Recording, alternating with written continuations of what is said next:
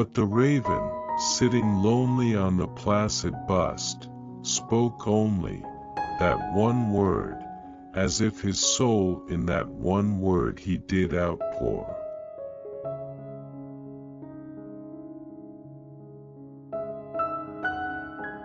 Nothing further then he uttered, not a feather then he fluttered, till I scarcely more than muttered, other friends have flown before.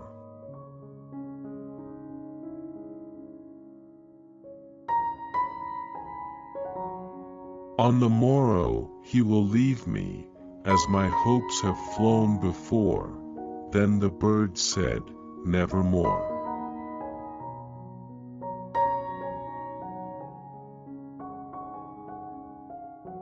Startled at the stillness broken by replies so aptly spoken, doubtless, said I, what it utters is its only stock and store.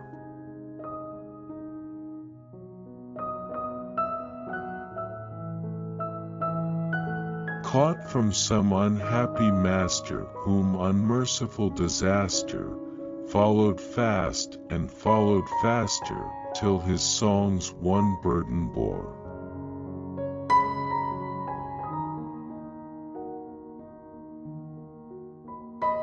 Till the dirges of his hope that melancholy burden bore, of never, nevermore.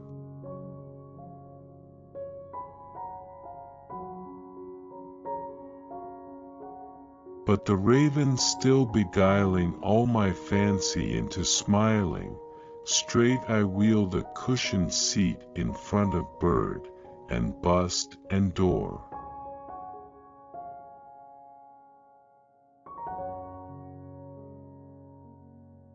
Then upon the velvet sinking, I betook myself to linking fancy unto fancy, thinking what this ominous bird of yore.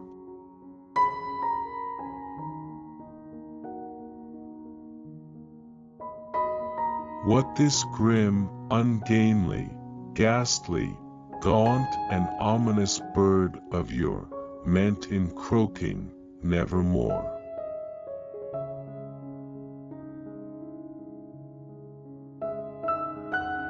This I sat engaged in guessing, but no syllable expressing, to the fowl whose fiery eyes now burned into my bosom's core.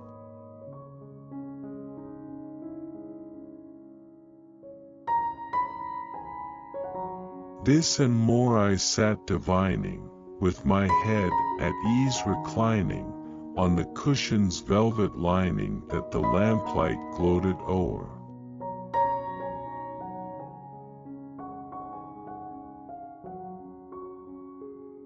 But whose velvet violet lining with the lamplight gloating o'er, she shall press, ah, nevermore.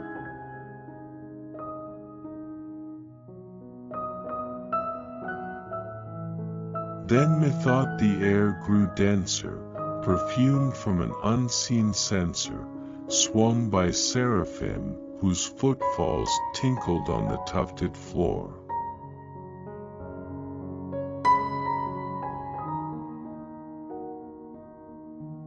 Wretch, I cried, thy God hath lent thee, by these angels he hath sent thee, respite, respite and nepenthe, from thy memories of Lenore.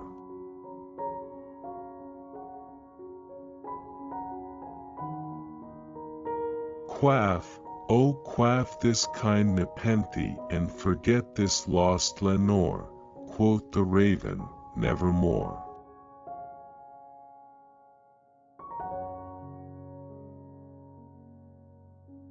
Prophet, said I, thing of evil, prophet still, if bird or devil, whether tempter sent, or whether tempest tossed thee here ashore.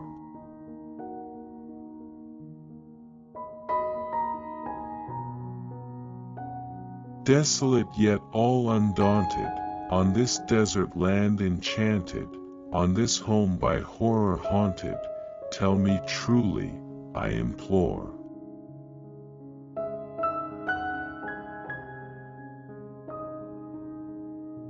Is there balm in Gilead?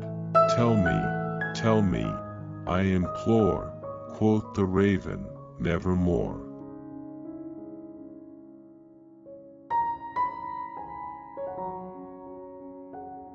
Prophet, said I, thing of evil, prophet still, if bird or devil, by that heaven that bends above us, by that God we both adore.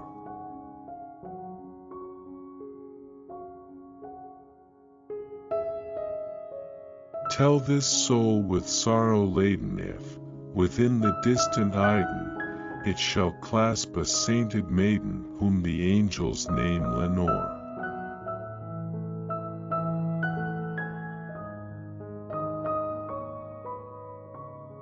Clasp a rare and radiant maiden whom the angels name Lenore, quoth the raven, nevermore.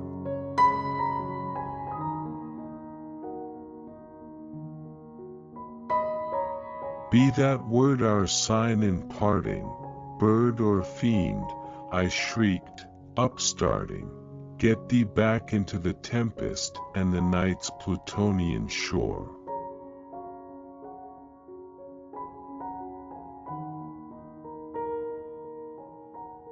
Leave no black plume as a token of that lie thy soul hath spoken, leave my loneliness unbroken, quit the bust above my door.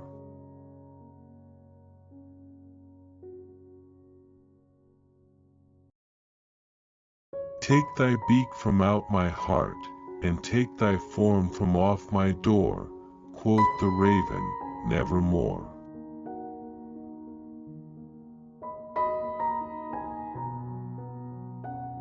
And the raven, never flitting, still is sitting, on the pallid bust of Pallas just above my chamber door.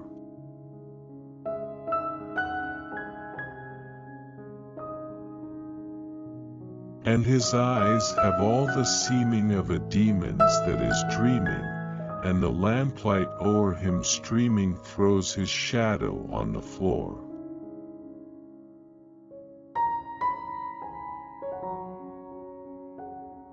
And my soul from out that shadow that lies floating on the floor, shall be lifted, nevermore.